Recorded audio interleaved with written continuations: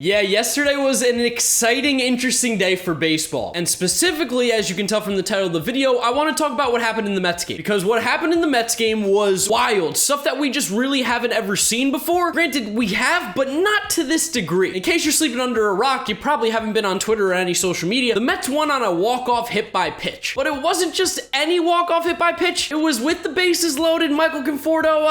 Pitch was a strike. It was over the plate, stuck his elbow out, and he got hit by a pitch. The umpire called it that he got hit. It wasn't strike three. The Mets win the ball game. So there's a lot to talk about there because the play wasn't able to be reviewed, even though it was. You could look at the replay, but you couldn't actually challenge the call on the field. You could only challenge like if he actually got hit by the pitch or not, which he definitely did, but it was right over the plate. So we're going to talk about like whether or not you should be able to challenge the play and what the whole ruling is. I'm going to talk about what Michael Conforto did, whether that's right or wrong, and whether or not you should really be upset. I mean, real quick, Marlins fans have every right to be upset. Everyone else, whatever, we'll talk about it. I'll give you my thoughts and opinions on what happened as well, and I'll talk about some of the other things that happened in baseball yesterday, because we got stories with Trevor Bauer as well, possibly having some balls that got some sticky substances on it. There's a lot to go over. So as always, if you guys do enjoy these videos, make sure to drop a like on it. That's the best way to show your support. Subscribe to the channel if you guys have not yet done so. Click that sub button, join the team. Get in the comments section down below. Let me know what you think about the Michael Conforto situation, Trevor Bauer, anything going on in baseball, and make sure you drop me a follow on all my social media, Twitter, Instagram, TikTok, Twitch, GiraffeNeckMarc, as well as take a listen to my podcast, the Mets'd Up Podcast. Link is in the description. So yeah, the whole Michael Conforto situation, let's just go through the Mets game really quickly because there's really not much to talk about beforehand, but we gotta set the scene. So the Mets are playing the Marlins, home opener, Taijuan Walker on the mound going up against Nick Neidert, and so far the Mets have had problems with runners in scoring position. They haven't been able to score runs, they've been leaving guys on base, and that was a story again yesterday. The Mets left so many guys on base. I think through 5 innings they left 12 guys on, which is more than 2 an inning, and that's just such an insane amount. I mean, we got a little bit unlucky too. Taijuan Walker came up with 1 out, bases loaded, hit into a double play. Michael Conforto hit into a double play. Jonathan VR got some outs. I mean, like, they just weren't hitting well. We got 1 run on the board because Dom Smith, with the bases loaded, hit a rope to center field that somehow didn't leave the ballpark. And also, Starling Marte made a great play on it, making a catch, crashing into the wall. It was a fantastic play by him in center, saved a bunch of runs, saved the game for the Marlins, and it only let the Mets get 1 on the board. I digress, though. The Mets were not able to score. Taijuan Walker has a no-hitter, I think, through 5 innings, was looking sharp. I mean, he was throwing 97, 96, 95 consistently. The slider was sharp. He looked fantastic, and I'm really excited to see what Taijuan Walker is going to be able to do for the Mets the rest of the season, because if this is any indication of the kind of stuff that he has and how he's going to be able to pitch, this is a legitimate guy who's going to be big for us coming down the stretch throughout this entire year. But I really like the way he looked. Yes, it's the Marlins offense. They don't do much all season long, but he looked really, really strong against them. As the game got a little bit later, John Birdie, who just seems to be a thorn in the side of us Mets fans, he got a cheap little blooper hit kind of thing. That's what John Birdie does. And then they eventually manufactured a run out of it, so the Marlins tied the game up, got a few more hits, and they ended up taking a 2-1 lead over the Mets. So just like that, the Mets lead was gone, and it was a game that the Mets should have had a lot more runs on the board. They were getting to Neidert, they just weren't able to get those runs in. Now, we fast forward to the 9th inning. The Mets come up here. Anthony Bass, who blew a huge lead for the Marlins a few days ago against the Rays, comes back in with a chance to get a save for Miami. And Anthony Bass is not off to a hot start. Birthday boy, friend of the channel, Jeff McNeil, steps up to the plate on his birthday, hitting 7th in the lineup, by the way, which is just absolutely insane. But if you want to listen to more about that, you can follow the Mets'd Up Podcast. Links in description. But Jeff McNeil steps at the plate, sees a pitch, crushes it, and he knows he hit a home run from the second that ball made contact with the bat. Jeff McNeil hits it, turns around, has a fantastic bat flip. I mean, he just launches this thing up to the moon. He throws it super, super high, excited. The Mets tie it up 2 apiece. We're at least going to the 10th inning. Jerry's familiar warming up. But of course, as Mets fans, we know we don't want to go to an extra inning. We just want to end this game right now. We have the Marlins on the ropes. Anthony Bass blew another save early in the season. We need to take advantage of this. Luis Guillorme gets on, hits a ball right in between first and second base. A little bit of a dribbler. John Birdie can't get there in time. Luis Guillorme beats it out. Pinch hit. There's a nice hit for us. We got a guy on first. Brandon Nimmo comes up, top of the order, puts one down the left field line, gets a double, moves it to second and third, and the Mets are looking great. They intentionally walk Francisco Lindor to make the bases loaded, 1 out. Absolute cowards for that, by the way. How are you going to take away the chance for a walk-off with Francisco Lindor in his home opener?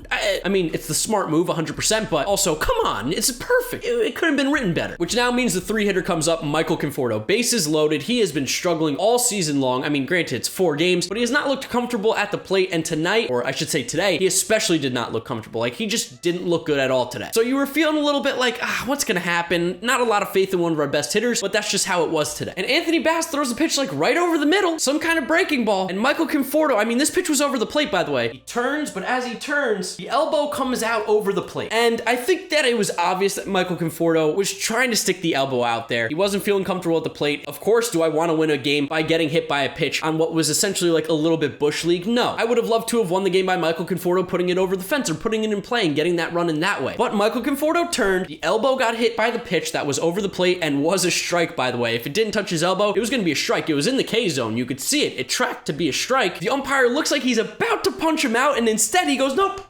Hit him. That's the game. Game over. He touches first. The Mets win. Now, of course, the Miami Marlins are upset because Michael Conforto put his elbow over the plate, and the umpire calls it as a hit by pitch when, in theory, he should have called it an out. And the umpire, even after the game, admitted he made the wrong call. He says, looking at it again, seeing what happened, he put his elbow out over the plate. He should have been called out. We should have moved on to the next batter. Still would have been 2 outs. It doesn't mean that the Marlins would have guaranteed win, and doesn't mean that the Mets would have guaranteed win. But the fact of the matter is the umpire did mess up the call, but that happened after the game. Still, or as the game is ending here, Don Mattingly comes out, and of course, he's irate, as he should be. The Marlins were essentially robbed here. I mean, like, too bad. I'm happy as a Mets fan that we got the win, but yes, definitely robbed. You have every right to be upset as a Marlins fan. Don Mattingly, he's upset. He's arguing. He asked for a review, which really doesn't mean anything, and this brings us to another one of our problems with Major League Baseball. Why is everything not reviewable? Balls and strikes, that's about the only thing you shouldn't be able to review, but a hit by pitch, if he's sticking his elbow out intentionally, that was clear and obvious to see in a review, but the review was there because they wanted to see if he got hit. That's the only thing you can really challenge, because right now, hit by pitch is a judgment call, and in that particular scenario, the only way that play can be changed is if the umpire himself decides to change it. But that wasn't happening. It was the end of the game. They look at the review, they go, nope, it hit him. That's the ball game. Mets win. And of course, the Marlins are still upset, as they should be. As a Mets fan, I'm obviously going to be happy. I'm not going to pretend like I don't care that this is a win, because let me tell you this, the reason why I'm not going to be like, oh my God, I can't believe we got this, and acting all crazy, is that if this happened to the Mets, and I know it, and you know it too, all over Twitter, it would have been lol Mets, lol Mets, lol Mets. You same old Mets. You can't take the Mets out of the Mets. So I am not going to apologize for what happened. I obviously know that it wasn't the right call, but in the same regards, I'm going to be happy about a win. I'm not going to be upset and be like, oh, this season's over. Michael Conforto's Bush League. He's a traitor. He's a cheater. I mean, people are putting him on the same level as the Houston Astros of 2017. What are we talking about, people? What are we talking about? He stuck his elbow out. Was it the right move? Correct way to play baseball? No. But also in the same game, Jesus Aguilar yoinked Dom Smith's sign card out of the back pocket of his pants, and seemingly the Marlins were able to steal what was ever on the card there for the Mets. And I personally don't care. Whatever. It's fine. It happened. We moved on. Obviously, I'm in a scenario where it's more beneficial to me because the Mets ended up getting the win. But there are things going on throughout the game that are sportsmanship, gamesmanship. Michael Conforto doing this. Bush League, yes, but it happened. Let's not pretend like he's not the only player ever in history to stick his elbow out over the plate and get hit by a pitch. Victor Robles for the Nationals does it all the time. I think he actually leads the league in balls that he was hit by that should be called strikes. I saw Yankee fans chirping me. I mean, Derek Jeter, one of your beloved players. Derek Jeter made a living off of getting hit by a pitch. Cubs fans, Anthony Rizzo. There are guys on every single team that make a living off getting hit by a pitch. Chase Utley with the Phillies. I know Philly fans are going to claim that I'm just salty. But these guys now, they have those elbow guards on. They've got the protection, and I don't agree with it. You shouldn't be sticking your elbow out there. That's not the right way to do it, but it's really not up to them. It's really not up to Michael Conforto. If he does it, he could have easily been called out, and boom, you go, that was stupid. Swing the bat instead. But it really came down to the umpire. The umpire screwed this up. Michael Conforto, I think, knows that if he could have taken it back, he would have swung at the pitch instead of doing this, even though the Mets still got the win. So LOL Marlins, I don't know what to say there. It's a really weird scenario. I'm torn. I'm happy the Mets got a win. I personally just don't care. I can't pretend like I'm going to and be upset about this. The Mets got the win. The Mets have been screwed in games before. Other teams have been screwed in games before. It's going to happen. Let's not pretend like this is some huge problem all of a sudden that's going on in baseball and compare Michael Conforto putting his elbow out over the plate to that of the Houston Astros in 2017. Like, that's just ridiculous. Even calling this cheating, like,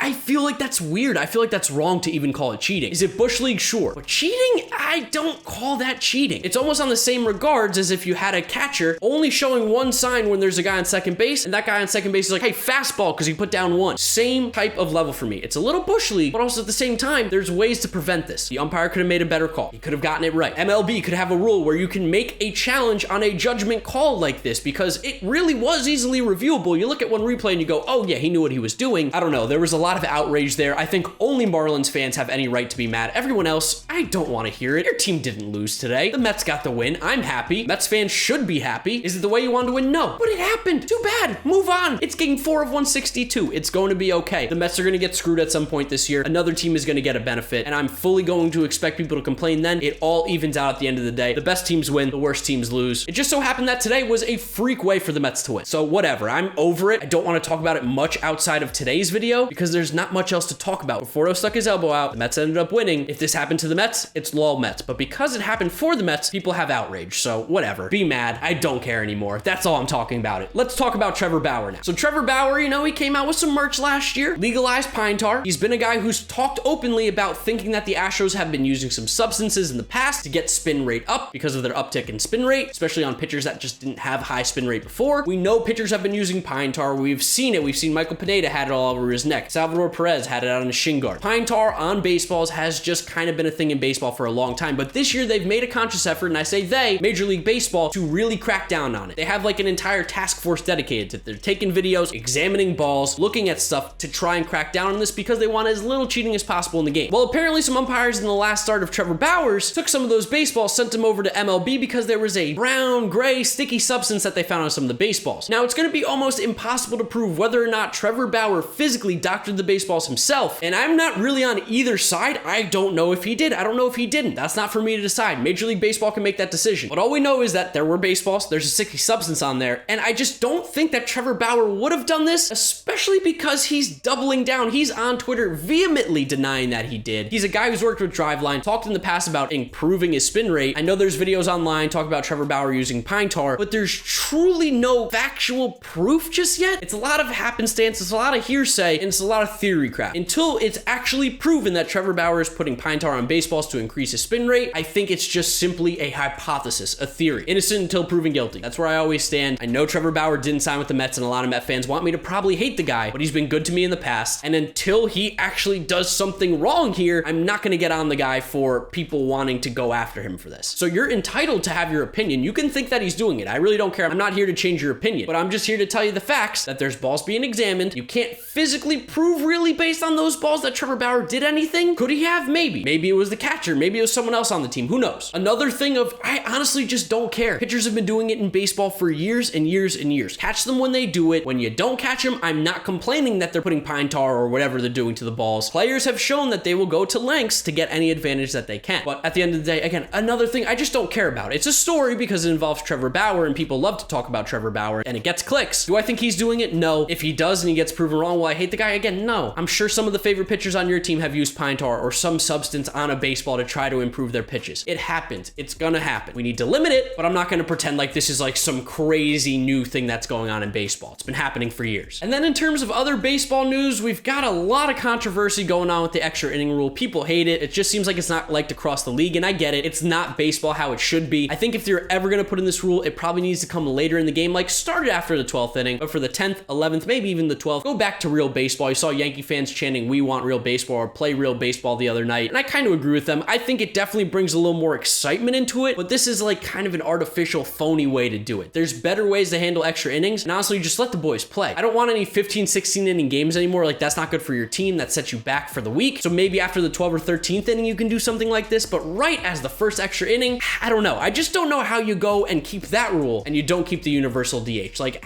what's the thought process going on there at Major League Baseball where you go, yes, keep the extra inning rule, but pitchers hitting, that's what people want. But the strategy's not there, guys. Pitchers can't hit. No reason for it. Bring back the DH. So I think that's pretty much it. I'm not going to go through every single game because they're just, I mean, there's too much. There's too many minute details. We talked about the Michael Conforto situation. We talked about Trevor Bauer and the possible sticky substance situation. Talked about the extra inning rule, and we're only 4 games into the season. Like, oh my goodness. So much baseball left to be played. So many games, and I'm so excited baseball's back. I hope you guys are too. I'd love to know what you think about the Conforto or Bauer situation down in the comment section below. Of course, always want to have that conversation with you guys. Drop a like on the video if you did enjoy it. It helps support the channel, as well as subscribe if you have not yet done so. Follow me on all my social media, GiraffeNeckMarc, link in the description, as well as to my podcast. Thank you guys for watching. You know the drill from here on out. YouTube recommends you watch this video. This is my most recent upload. Click through those if you have not yet seen them. Thank you guys for watching, and I'll see you all tomorrow for another video.